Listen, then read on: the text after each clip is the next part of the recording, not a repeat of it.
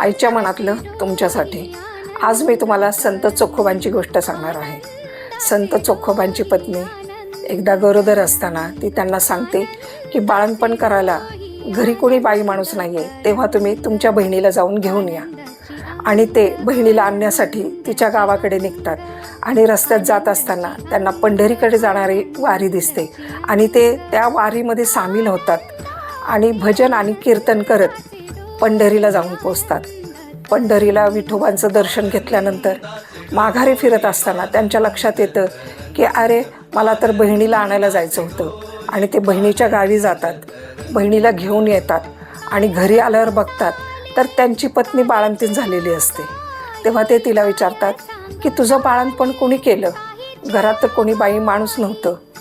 तेव्हा ती त्यांना सांगते की अहो तुम्हीच नाही का तुमच्या बहिणीला आणून सोडलं होतं आणि तिनेच माझं सर्व बाळंतपण व्यवस्थितपणे पार पाडलं।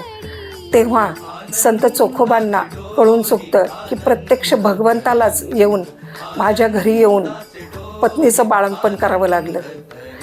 हे पाहून त्यांचं मन भरून येतं आणि ते भगवंताला धन्यवाद करतात। म्हणजे अशी चोखोबांची निस्सीम भक्ती आणि भगवंतावर प्रेम होतं की भगवंताला त्यांची मदत करण्यासाठी मानवी वेश धारण करून यावं लागलं। जय हरे विठ्ठल।